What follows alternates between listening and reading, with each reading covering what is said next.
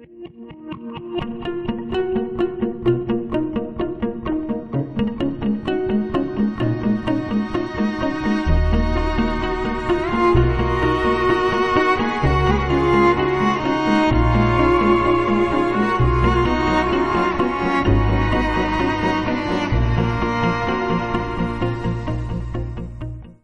XIII веке, как известно, начался распад царства абхазов и картлийцев на отдельные царства.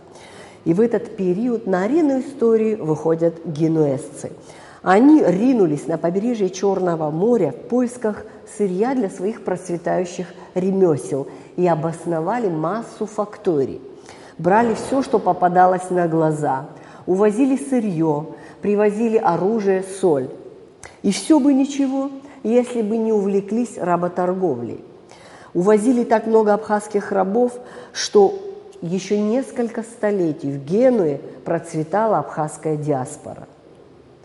Виктор Сатурян, сотрудник Абхазского института гуманитарных исследований, он уже несколько лет переводит итальянские материалы пребывания генуэзцев в Абхазии. И в нашей сегодняшней лекции вы узнаете очень много нового интересного об этом периоде. Итальянские города Венеция и Генуя выросли в эпоху Средневековья, в основном на посреднической торговле. Самостоятельное развитие в них купеческого капитала базировалось не столько на вывозе собственных продуктов, сколько на посредничестве при обмене продуктов между другими народами.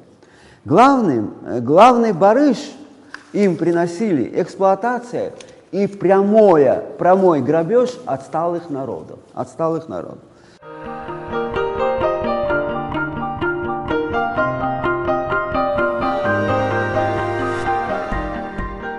Сатурян Виктор Борисович закончил Российский гуманитарный университет, где изучал историю, архивоведение и иностранные языки – немецкий, итальянский, французский. Работал в архивном управлении при Совете министров Абхазской ССР, затем на Сухумском заводе газовой аппаратуры в качестве переводчика технической литературы с итальянского и немецкого языков. В 1994 году стал работать в МИДе Абхазии в качестве переводчика. В 2008 в коммерческом Гарантбанке заведующим архивом. В 2013 году был принят на работу в Абиги имени Гулия в отдел истории научным сотрудником. В течение 6 лет переводит итальянские архивы периода пребывания генуэзцев в Абхазии. В XII-XV веках Средиземное море служило главным торговым путем из Европы в страны Востока. А Венеция и Генуя сосредоточили эту торговлю в своих руках. Так продолжалось до открытия морского пути в Индию. При монголах, объединивших Ближний и Дальний Восток, торговля Востока-Западом усилилась. В торговый оборот вовлекались все новые и новые страны. Монголам не удалось прочно завоевать Сирию и захватить в свои руки южные караванные пути. Итальянские торговые города стремились проникнуть к берегам Черного моря еще с XII века. Но эти попытки по большей части были малоуспешными вследствие противодействия Византийской империи. В 1260 году Генуя оказала византийскому императору Михаилу Палеологу значительную поддержку в борьбе с Латинской империей. После взятия Константинополя греками в 1261 году византийский император по настоянию Генуи и в благодарность за энергичную помощь уступил генуэзцам предместья Константинополя Перу и Галату. Кроме того, генуэзцы приобрели торговые преимущества на Черном море. Вот как они попадают.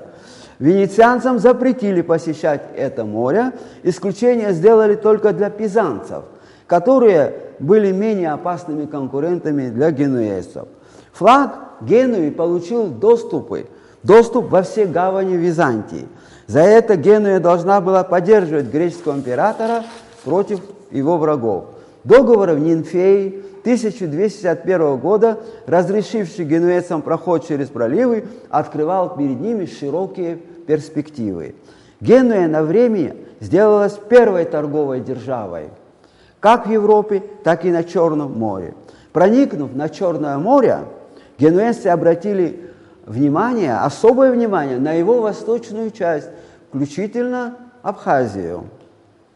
Однако власть Византии простиралась на эти места. Чтобы водвориться там и в Абхазии, им надо было войти в сношение с Золотой Ордой.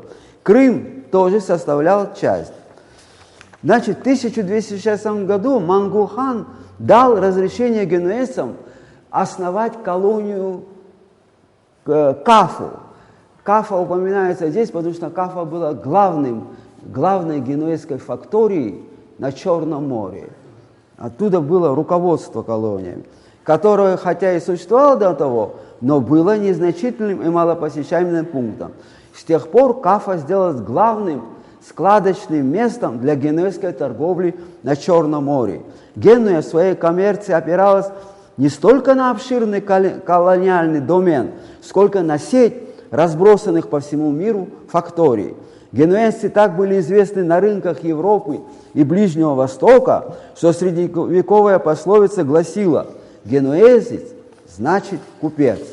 Колониальная политика Генуи никогда не преследовала в ту эпоху ничего, кроме экономических интересов.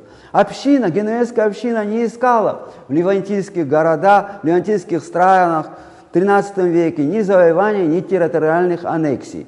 Но чтобы обеспечить себе монополию торговли и плавания, им необходимо было учредить опорные пункты, конторы для купцов и морские пристанища для судов.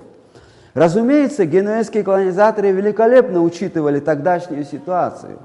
Далее был 15 век, от которого до нас дошли консульские донесения консулов генуэзских факторий. Им приходилось вести осторожную политику.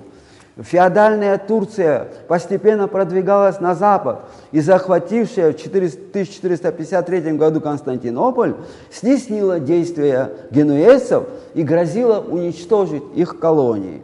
При таких обстоятельствах, желая сохранить свои доходы, извлекаемые из черноморских колоний, в том числе и Абхазии, генуэзцы должны были вести примирительную политику. В письмах протекторов и консулов беспрестанно встречаются советы и прямые предписания сохранять дружественные отношения с соседними государями.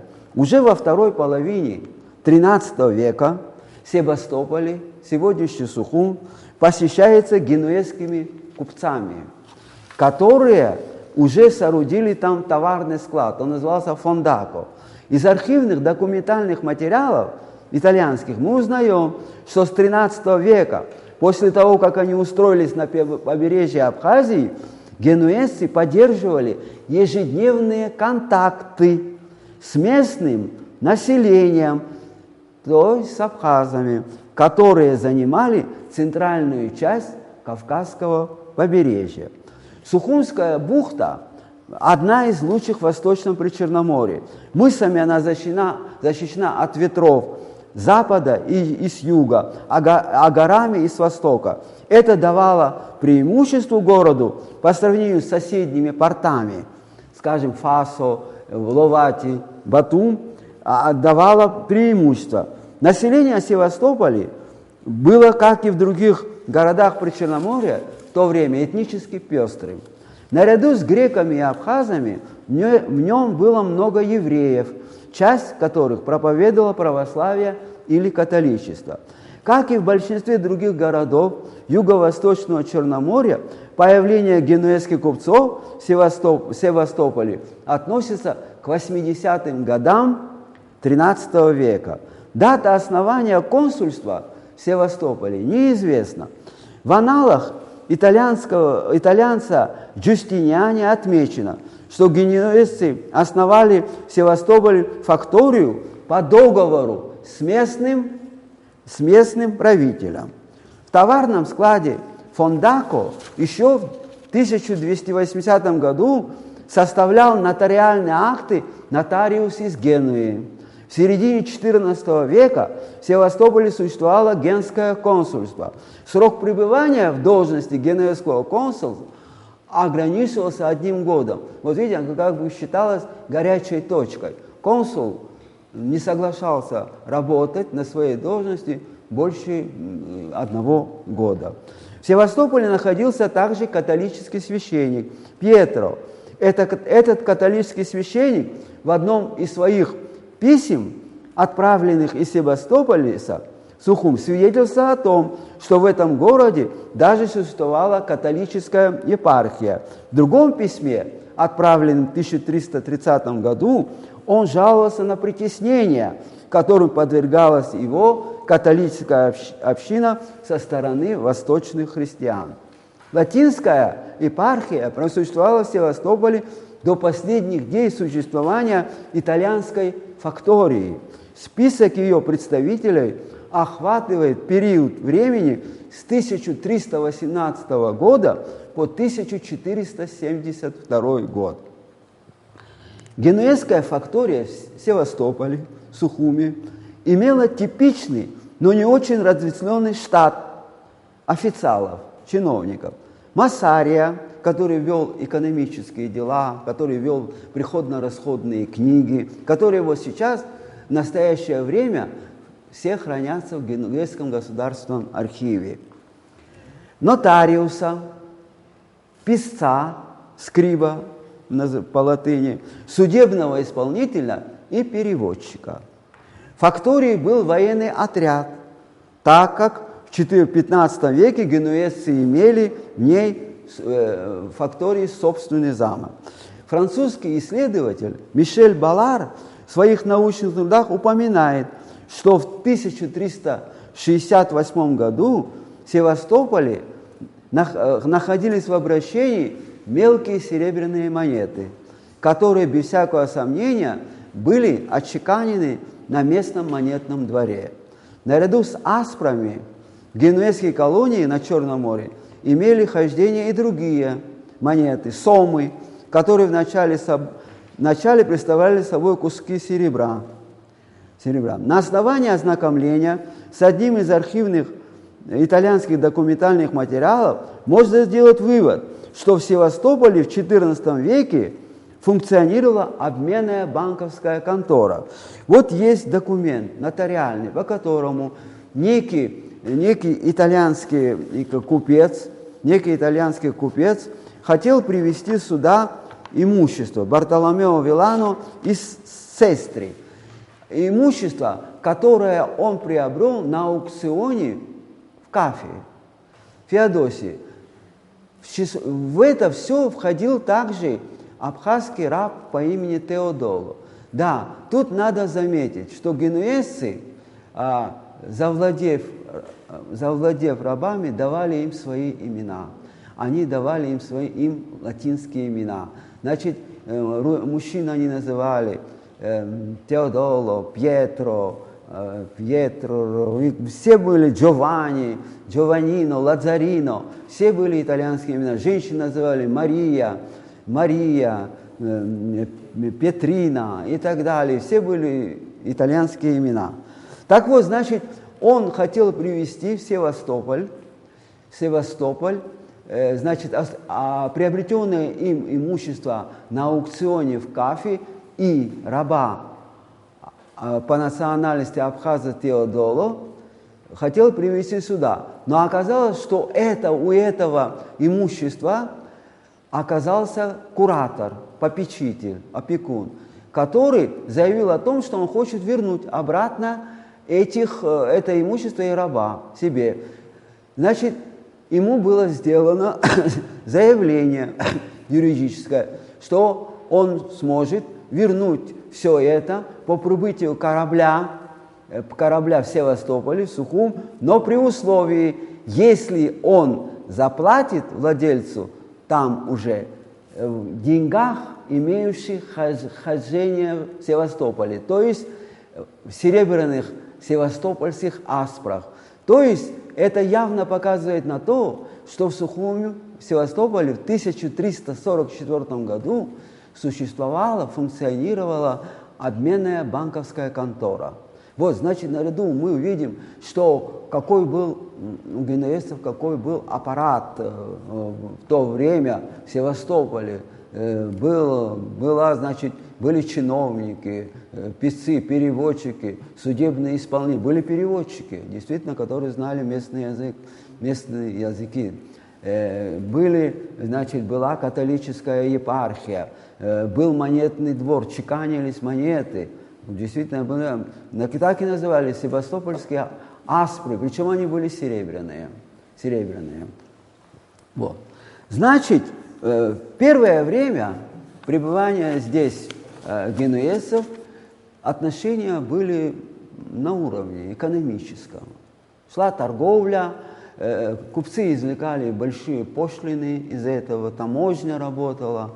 Так, значит, генуэзцы что вывозили из Абхазии? Вот что вывозили они, что их привлекло в Абхазию? В первую очередь лес. Европа очень нуждалась в лесе.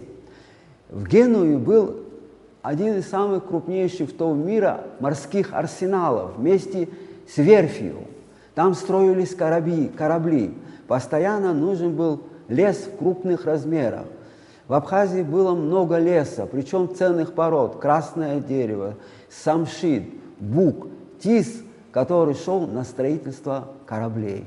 Вот, значит, вначале генуэзцев привлекало лес. Вот возникновение генуэзской фактории Каво ди Буксо, букса, что обозначает в переводе с итальянского языка самшитовый карьер, потому что Леньо ди Букса, это по латыни в энциклопедии, это самшит, самшитовое дерево. Вот. И зарождение фактории Каво ди Букса в Бамборах, недалеко от Гудаута, связано с тем, что они оттуда хотели подниматься по Бзиби и сплавлять лес. А тут же находилась удобная гавань Пецунда, которую они называли Пецонда. Благодаря своему естественному положению, сильному вдаванию в Черное море, там очень легко швартовались генуэзские корабли. Значит, что они вывозили? Затем шкуры крупного и мелкорогатого скота, выделанные кожей животных. Растения морену, которую мы сегодня называем бузина. Это, оказывается, это очень красящий материал. И так как в Италии в 13, 14, 15 веках было в моде пурпурные одеяния, красные тоги, венецианские, то же самое генуэзские тоги, то всячески процветало красильное дело, были красильные мастерские.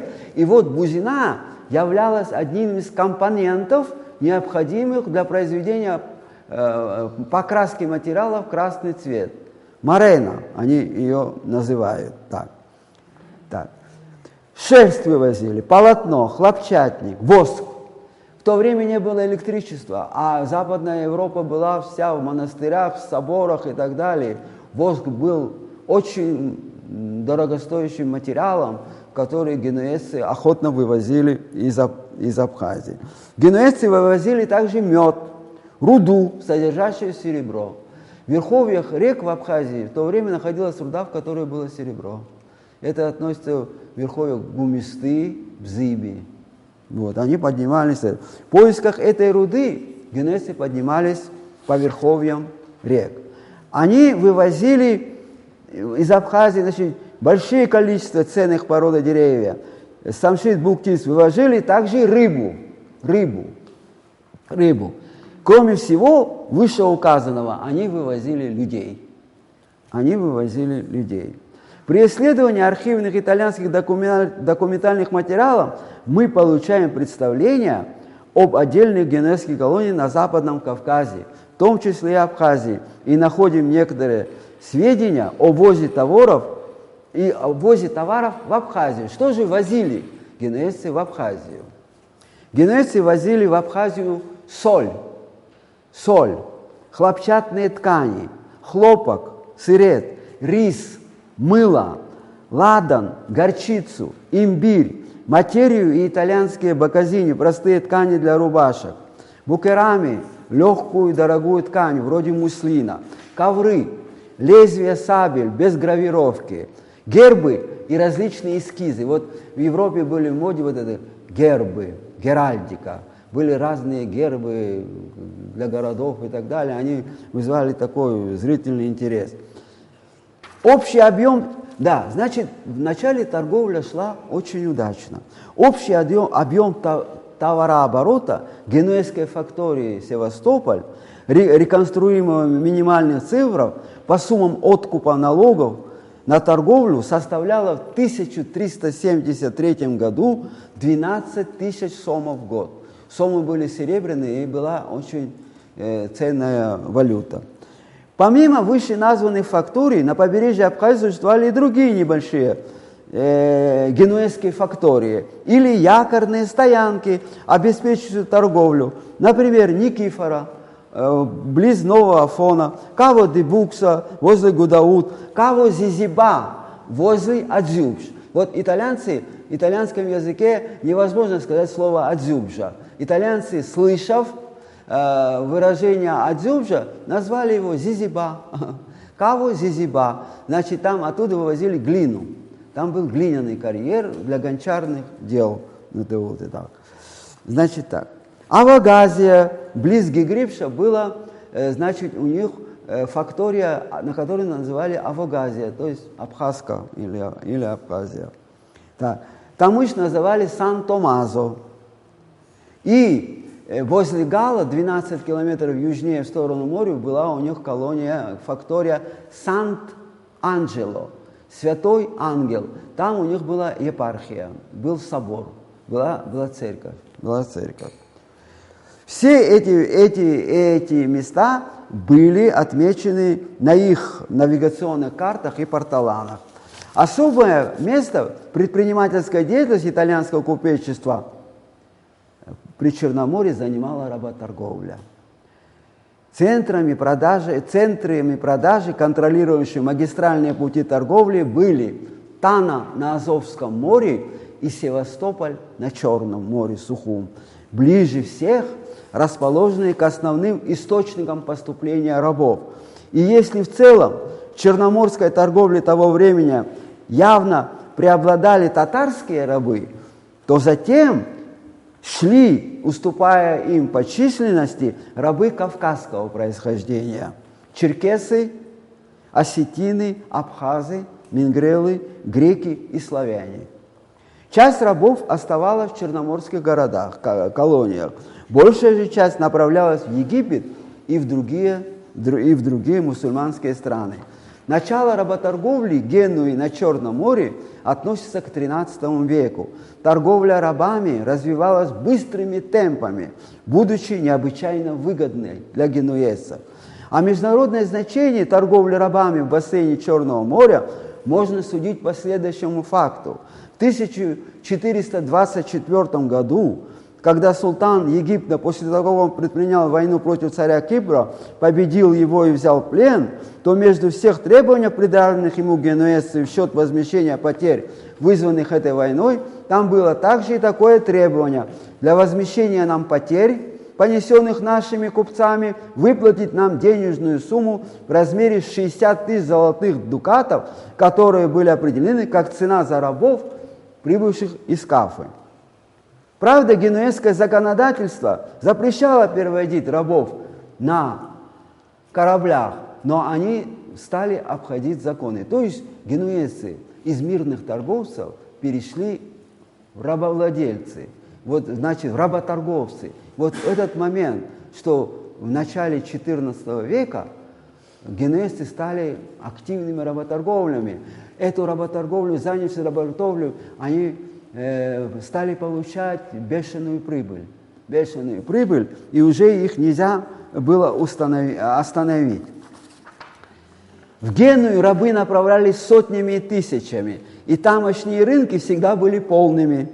Превосходство Генуи на рынке Черного моря сделало этот город важным центром торговли рабами в Италии. В XIII и XIV веках, например, Например, в 1368 году количество вывезенных рабов было в такой степени значительным, что генуэзские власти по причине своей страны боялись не на шутки настоящего в прямом смысле восстания рабов. Восстания рабов, и они прибегали к политике применения кнута для пресечения возникновения смуты среди рабов. Среди этой массы рабов в количественном отношении доминировали женщины, поскольку, прежде всего в Италии, в отличие от мусульманских стран, был сильный спрос на рабынь женского пола. В генуэзских архивах хранятся много нотариальных актов, которые имеют прямое касательство к торговле рабами на Кавказе. Герардо Кассонис в Севастополе в Абхазии в 1280 году документально подтверждал нотариальный акт, составленный другими нотариусом Ламберто ди Самбучето, о начале работорговли. Акты генуэзских нотариусов, составленные в Перье и Кафе, также хранят в себе сведения о рабах, вывезенных из Абхазии.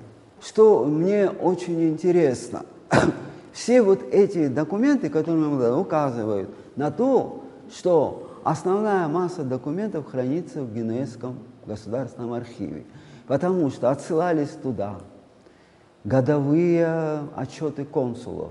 Представляете, сколько было консулов за 235-240 лет? Было огромное, каждый год консулы, они все посылали отчеты. Кредитовал деятельность генуэзцев Генуэзский банк Святого Георгия, Сан-Джорджо.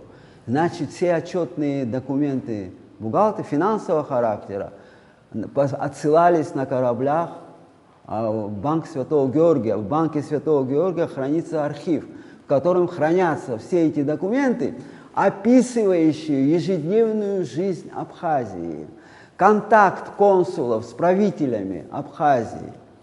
Это написано, в ежедневном контакте были генуэзцы с местным населением. Вот эти все документы находятся в Генуэзском архиве. Все, которые у нас, именно указывают на это. Я просто пришел к выводу, что никто этой проблемой серьезно не занимался. В силу разных исторических перипетий и так далее, никто серьезно не занимался этой проблемой. Я смотрел материалы Карпова, у Карпова прекрасные материалы по Кафе, по Феодосии, так глубоко он изучил эти проблемы.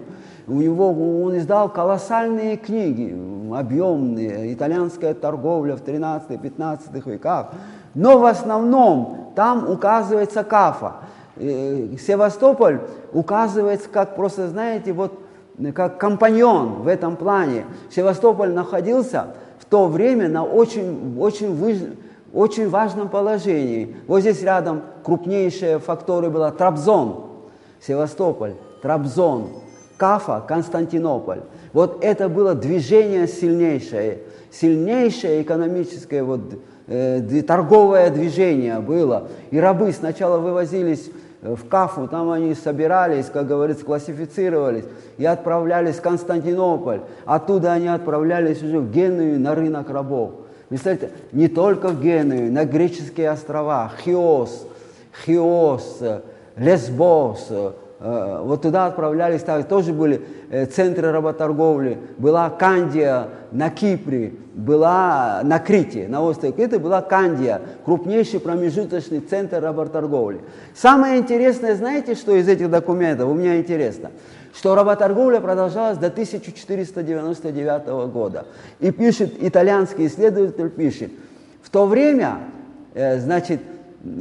будущий адмирал Христофор Колумб ходил по улицам Генуи и наверняка видел абхазских женщин, потому что из отпущенных рабынь в Генуи образовалась абхазская община, и которая потом осталась там жить, работать и продолжать свою жизнь. Но не вернулись, в то время не вернулись, остались при господах, им дали работу, и так далее, и так далее. Приняли католичество очень многие и ходили по улицам Генуи. И вот будущий адмирал Колумб, значит, такая знаменитая историческая личность, в своей молодости, несомненно, видел абхазских женщин, разгуливающих по городу или ходивших на рынки, магазины и так далее. Вот это пишут итальянцы.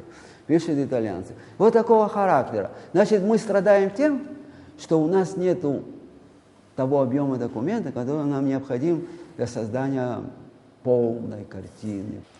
Как отражены или как именуется абхазов в документах, генуэзских документах, как абазги, или как авазги, или как Абхазия. Да. Это один. Да. И второй сразу, и также исследователи, как абхазские, также и грузинские, по-разному упоминают город Сухум, Да. название. Одни пишут Севастополь, а другие пишут Севастополис, как это было в античное время. И как на самом деле в документах отражены эти названия, наименования. Да. Значит так, соперничество Генуя и Венеция были самыми развитыми морскими республиками в Италии. Между ними было постоянное соперничество. Генуэзцы за то, что оказали помощь константинопольскому императору, палеологу в борьбе с Латинской империей, получили преимущество, получили полную поддержку в деле изгнания венецианцев с Черного моря. Было запрещено венецианцам проникать в Черное море. В проливе Босфор, Дарданеллы константинопольские власти не пускали венецианцев в Абхазию. Теперь насчет напоминания. В итальянских документах, архивно-документальных материалах мы встречаем название Абхаз Авогази. Затем позже даже сохранились некоторые имена рабов, которых не обратили в католическую веру, их называли авазги. Вот некого авазга продавали в Генуе на рынке рабов. Так и вот он прожил все под именем Авазг. Значит, первое было название Авогазия, латинское название Авогази. Затем появилось название Авазги. Но в этот период у генуэзцев не встречается название Абазги. Нет. Авазг был название. Не встречается. Да, город Севастополь. Значит так, город Севастополь, сегодняшний Сухум, бывший преемник классической Диоскурии, и была взята древнее римское название Севастополи. Генуэзцы называли Севастополи. На «и» окончание было. Севастополи. Кроме этого названия, там не упоминается название города Аку или Ак? Упоминается. Есть такое, да? Упоминается. А также и упоминается, что этот древний город, который основан в VI веке до нашей эры, значит, он сменил много названий, в том числе и абхазское название Аква. Но не приводится никаких сравнений с латинскими и итальянскими словами, потому что латинское и итальянское слово «аква» обозначает вода. «Аква минерале» – вода, «аква потабеле» – питьевая вода. «Аква арденте» – это значит крепкая вода. Да. Но никакие не приводятся, никаких попыток нету перевести это на то, что происхождение этого слова латинское. Вот, но упоминается Диоскурия, Аква, Севастополе. Упоминается. И вот что еще интересно, Виктор, по поводу имен. По поводу? Имен, да? По поводу имен. Вот вы сказали, что вот кто не принимал значит, католическую веру Да. называли авазгами, да? Авазги. Но Авогази, кроме того, есть авазги. такие случаи, где именно вот имя, вот абхазское имя. Есть. Какие-то факты есть? Есть Амар, не Омар, Амар, Аблан, Венали. Мужские имена были несколько, полтора десятка имен упоминается дальше по тексту. Были, женские были Авогазия, Чита, Мелика, еще были Анаста, были некоторые имена. Значит, некоторые сопротивлялись, не хотели, вот какое имя у меня есть, я не буду принимать католическое имя Антонио, Пьерино, Мария, Джованнина, Франческина, не буду, Лазарина. Да? И вот оставались Мелика, Чита, Авогазия, Авогаксия была даже, Авогазия была, другая была Авогаксия. Обычно считается с оглядкой на работорговлю, что этот период был не самым удачным в истории Абхазии. Но ведь именно в этот период началось строительство крепостных и гражданских сооружений, церквей, различных мостов арочных типа Беследского, знаменитые генуэзские башни на Накопийской крепости и в прибрежной части города Афон. Мы будем продолжать цикл лекций о генуэзском периоде в истории Абхазии.